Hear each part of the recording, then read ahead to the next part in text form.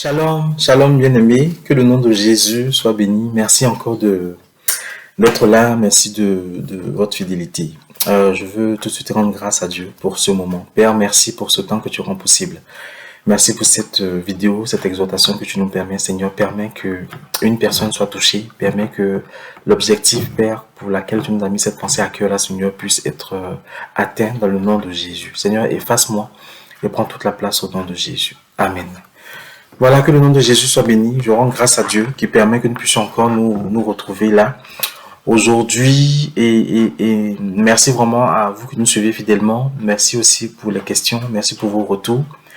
Ça nous permet de traiter des thèmes, ça nous permet de tirer des thèmes, de les traiter. Ce qui fait que la prochaine fois, on va parler du parler en langue. Ce que je peux déjà dire, c'est que ne culpabilise pas si tu ne parles pas en langue. Ne culpabilise pas si tu ne t'exprimes pas encore en cette langue des anges là.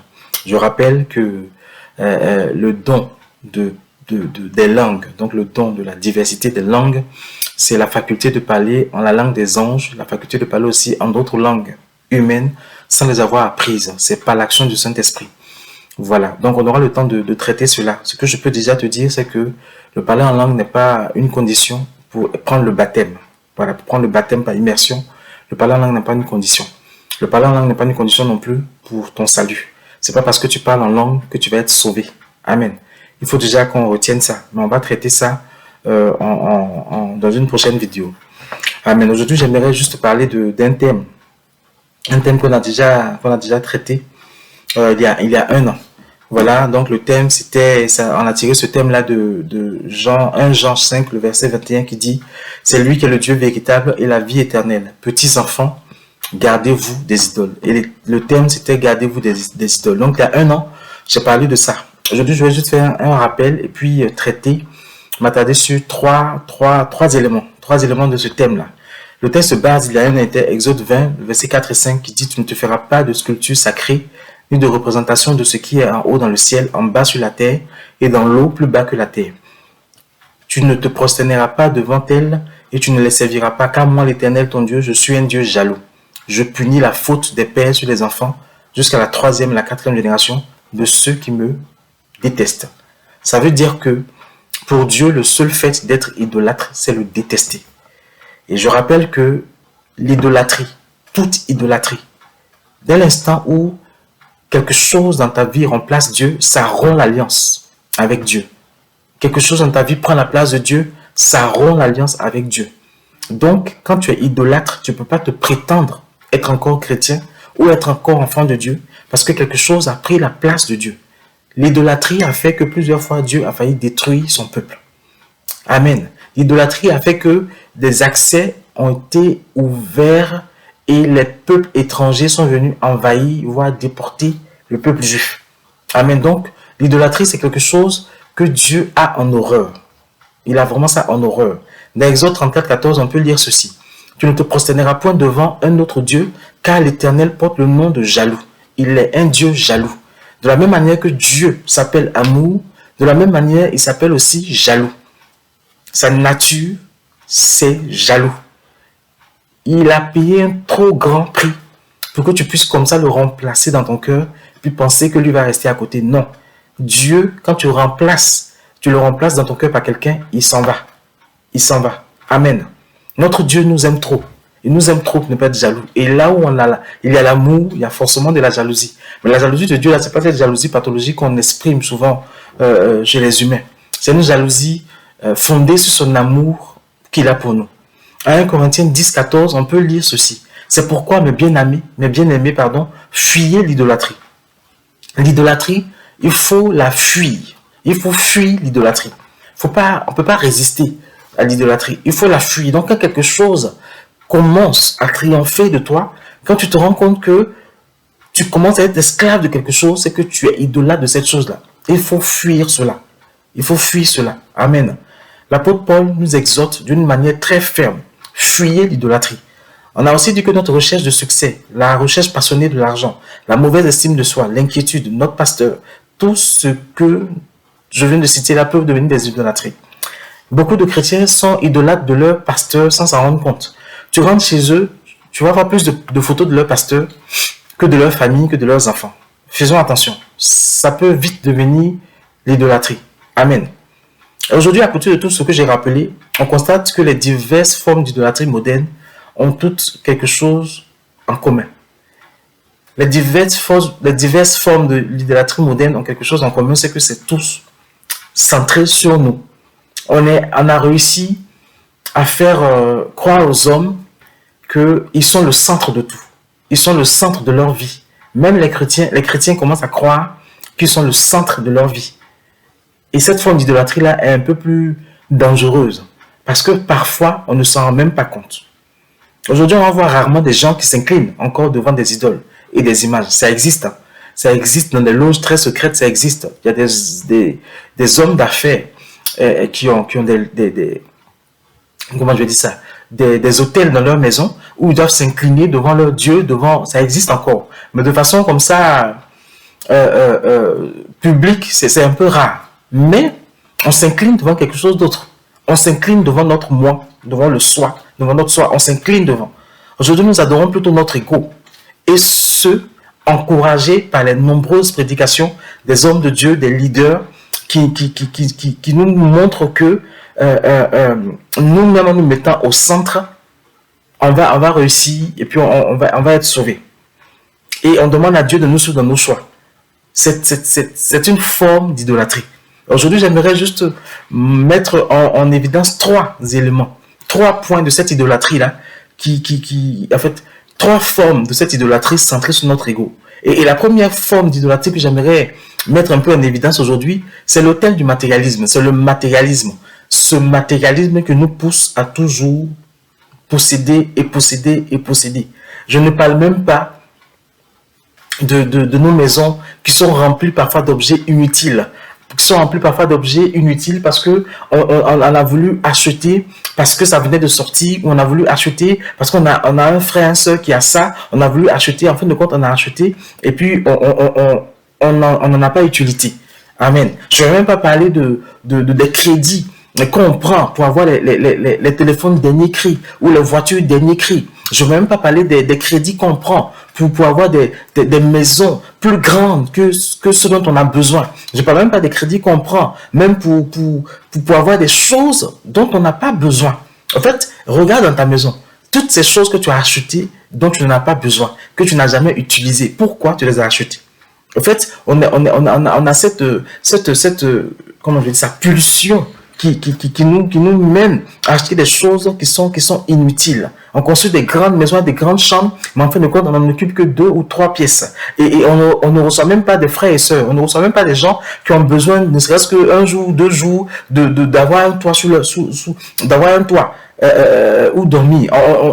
On les aide pas. On a une maison plus grande et on se vante d'avoir réussi parce qu'on a une maison plus grande. Tout ça là, pourquoi?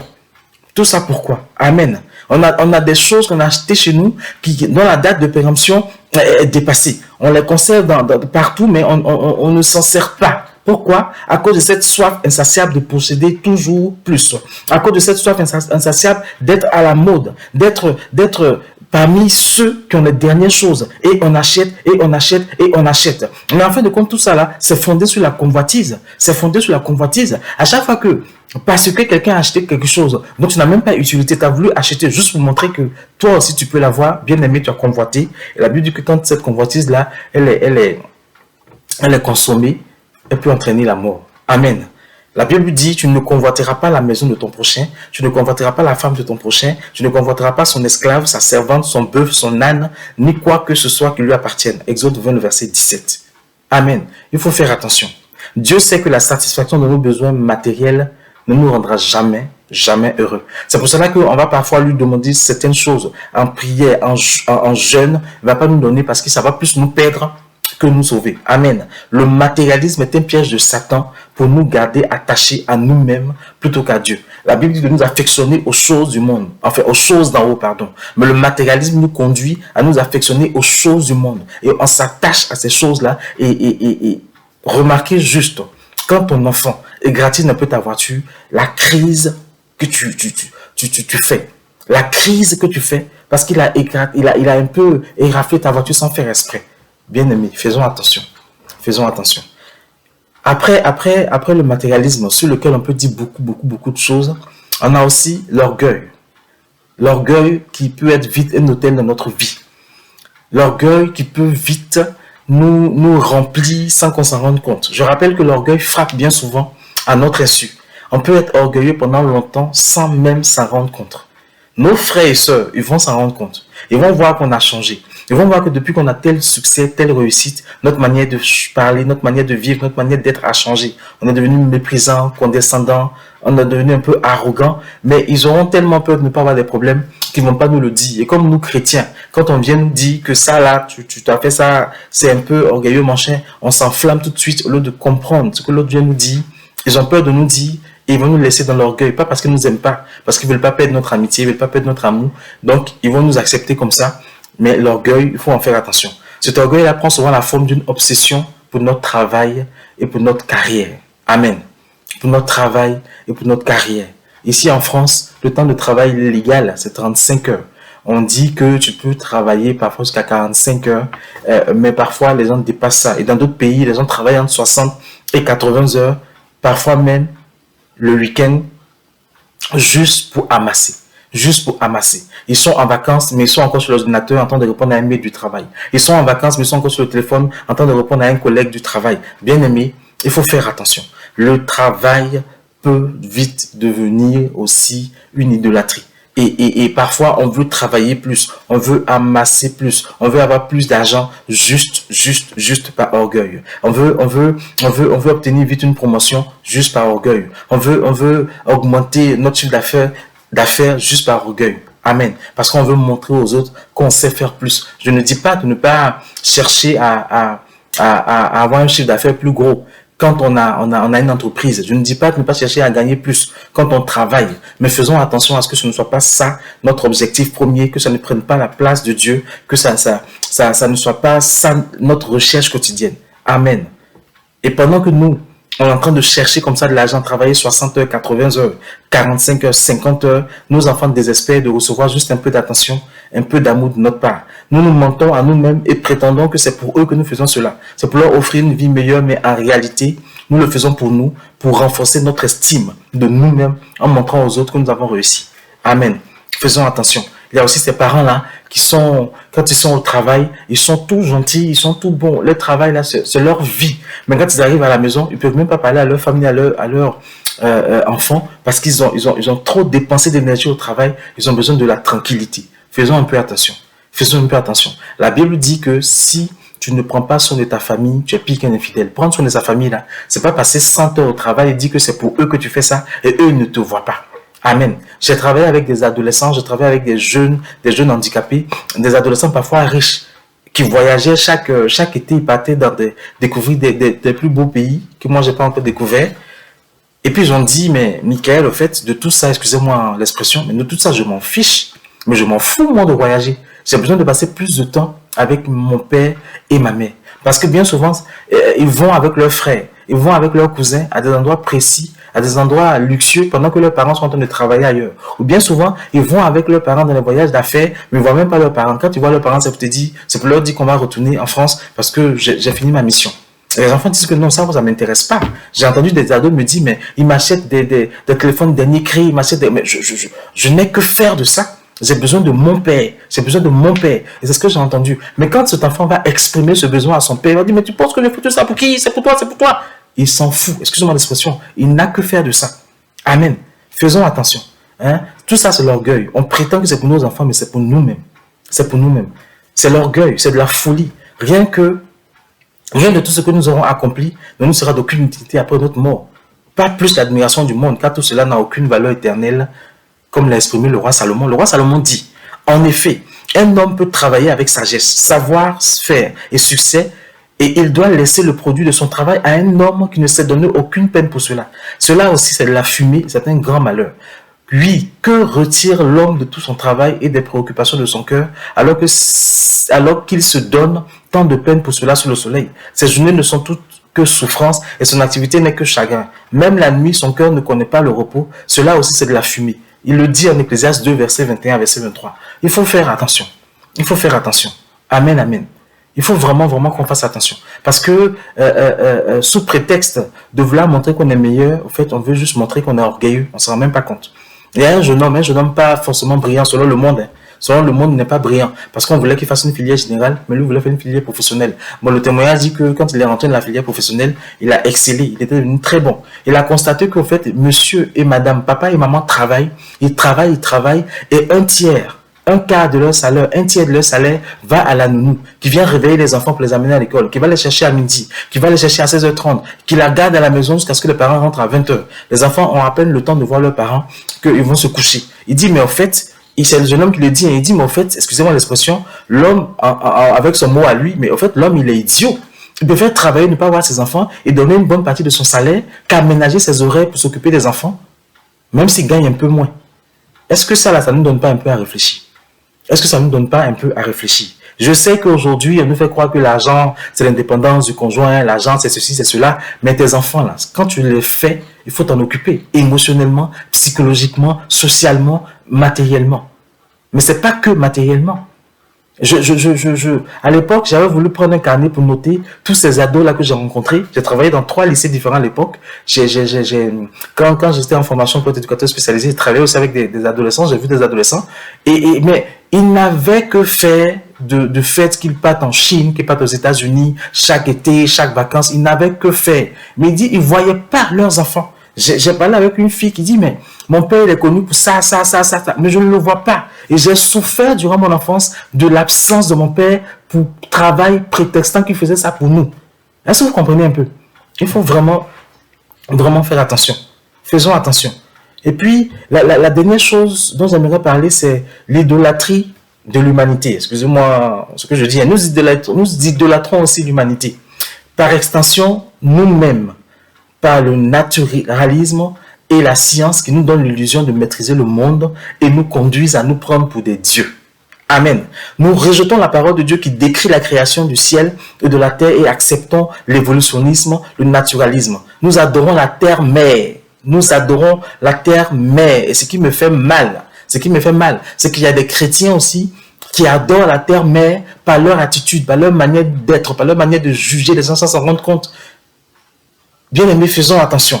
Et nous imaginons que par nos préoccupations écologiques, nous pourrons la conserver éternellement, alors que Dieu a décrété qu'elle va disparaître un jour quand il détruira tout pour créer un nouveau ciel et une nouvelle terre. Je ne dis pas qu'il ne faut pas être écologique. Je ne dis pas qu'il ne faut pas faire le tri. Je ne dis pas qu'il ne faut pas faire toutes ces choses-là pour préserver quand même ce que Dieu nous a donné. Mais que ça ne devienne pas notre idolâtrie. Amen. Aujourd'hui, les chrétiens deviennent végétariens, deviennent je ne sais quoi, parce que le bien-être des animaux, parce que ceci, parce que cela, et puis il y a quelque chose qu'ils n'ont pas compris. Sois végétarien si tu veux, sois végétalien si tu veux, ne mange rien si tu veux. Je ne suis pas en train de te juger, mais je te dis juste qu'il faut que tu fasses attention pour ne pas devenir complètement idolâtre. Amen, amen. Le jour du Seigneur viendra comme un voleur. Ce jour-là, le ciel disparaîtra avec fracas, les éléments embrasés se désagrégeront et la terre et les œuvres qu'elle contient sera brûlée. Puisque tout notre monde doit être dissous, combien votre conduite et votre piété doivent-elles saintes? Attendez et hâtez la venue du jour de Dieu, jour où le ciel enflammé se désagrégera et où les éléments embrasés fondront. Mais nous attendons conformément à sa promesse un nouveau ciel et une nouvelle terre où la justice habitera. 2 Pierre 3, 10, 13. Faisons attention. Faisons attention. Je vais dire quelque chose qui va te choquer. Tu es chrétien et puis tu vois une célébrité qui ne mange plus. Il te dit qu'il mange juste peu de choses.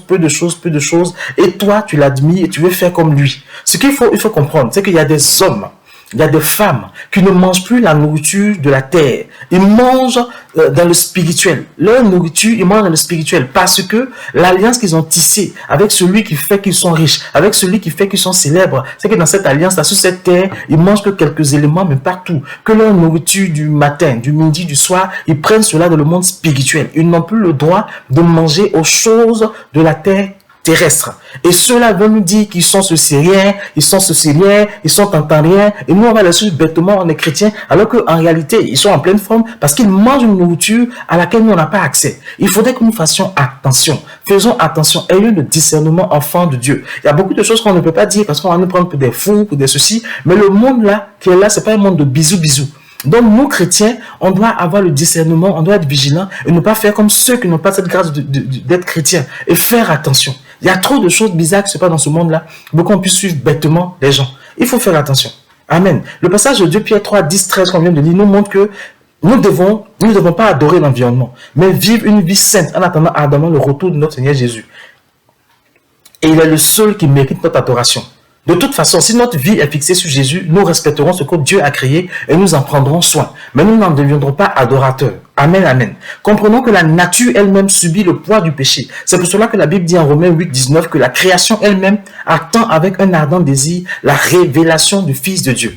Le problème reste encore le péché et la vie que l'humanité elle-même elle mène. C'est ça qui fait que le monde qu'on connaît là est en train de se dégrader. C'est pas parce que l'homme vit peut-être mal. L'homme vit peut-être mal parce qu'il n'a pas Jésus. Et parce qu'il n'a pas Jésus, c'est pas prendre soin de ce que Dieu lui a donné. Mais faisons attention, on n'est pas les adorateurs de ce que Dieu a créé. Amen. Il y a une autre idole dont j'aimerais parler. C'est aussi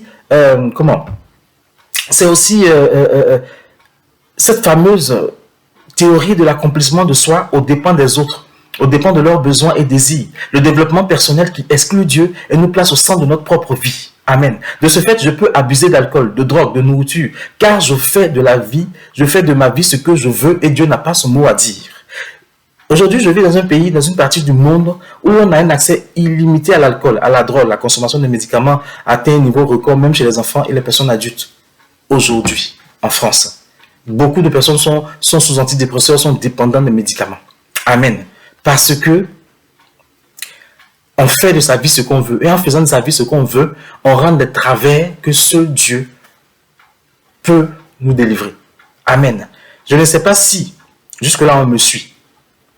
Mais il faut comprendre que on ne peut pas vivre comme ça toutes nos envies sans tenir compte de l'envie des autres. Amen. On ne peut pas comme ça venir dire que je fais de ma vie ce que je veux aux dépens des autres. Amen. Rien qu'en se disant ça même, le fait que Dieu dise d'aimer son prochain devient un problème pour nous. Amen. On a aussi une course effrénée après la nourriture, ce qui entraîne des problèmes de santé. Bien aimé, faisons attention. On va... que Dieu nous aide. Que Dieu nous aide. Notre course effrénée après la nourriture, après la boisson, après la drogue, nous fait perdre le contrôle de nous-mêmes et on devient dangereux pour nous-mêmes. Amen. Nous ne faisons aucun effort pour résister à ces pulsions déterminées, à décider nous-mêmes ce qui est bon pour nous. Comme Ève, quand Satan l'a tenté dans le jardin d'Éden en lui faisant miroiter des choses. Faisons attention. Faisons des efforts. Amen. Vous serez comme Dieu. C'est ce que Satan a dit à Ève. Et c'est ce qu'on nous fait comprendre. Mets-toi au centre de ta vie. Atteins le développement de toi-même. Atteins la réalisation de toi-même.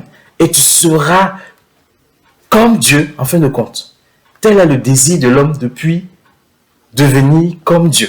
Ce culte de soi est le fondement de l'idolâtrie moderne. L'homme n'est plus différent de l'animal devenant esclave de ses pulsions et de ses instincts. Amen. Quand on lit 1 Jean 2,16, en effet, tout ce qui est dans le monde, la convoitise qui est dans l'homme, la convoitise des yeux et l'orgueil dû aux richesses, tout cela vient non du Père, mais du monde. Pour échapper à l'idolâtrie moderne, nous devons admettre qu'elle est partout et la rejeter sous toutes ses formes comme n'étant pas de Dieu, mais de Satan. L'idée que l'égocentrisme mène à l'accomplissement de soi est un mensonge que Satan répète sans cesse depuis qu'il a séduit et détruit Adam et Ève. Mais malheureusement, nous continuons d'y croire, surtout que c'est ce qui est aussi enseigné dans nos églises. Beaucoup d'églises le propagent en enseignant un évangile de la santé, de la prospérité fondée sur l'idole du moi. Pourtant, nous ne trouverons jamais le bonheur ainsi. Pour le trouver, notre cœur et notre esprit doivent être centrés sur Dieu et sur les autres. Amen, amen. C'est pourquoi quand on a demandé à Jésus quel était le plus grand commandement, il a répondu, tu aimeras le Seigneur ton Dieu de tout ton cœur, de toute ton âme, de toute ta pensée. Matthieu 22, 37. Si nous aimons le Seigneur et les autres de tout notre être, l'idolâtrie n'aura plus sa place dans notre vie. Bien aimé, je sais que j'ai été un peu plus long que d'habitude, mais il faudrait que tu te poses à chaque fois la question, quoi que tu fasses, pourquoi tu le fais? La Bible dit de faire toutes choses comme pour la gloire de Dieu. Pourquoi tu le fais? Est-ce qu'il y a quelque chose qui triomphe de toi? S'il y a quelque chose qui triomphe de toi, alors la Bible dit que tu en es esclave, il faut t'en débarrasser. Amen. Il faut t'en débarrasser. Il faut vraiment t'en débarrasser. Es-tu matérialiste? Es-tu centré sur toi-même? Es-tu orgueilleux? Quelle que soit ta réponse, sache que Jésus est mort pour que tu sois libéré de tout ça. Il n'est pas mort pour que tu restes esclave, que tu restes idolâtre, mais il est mort pour que ton adoration soit adressée à lui et à lui seul. Amen, amen. Que le nom de Jésus soit béni. Et j'espère que ce message va faire du bien à quelqu'un. Si tu as aimé, n'hésite pas à liker et à partager. Si tu as des questions, n'hésite pas à nous les poser. Le WhatsApp et le Facebook s'affichent et en général, on répond toujours aux questions. Soyez bénis et que Dieu soit avec nous et n'oubliez surtout pas que Dieu c'est notre papa. Amen, amen.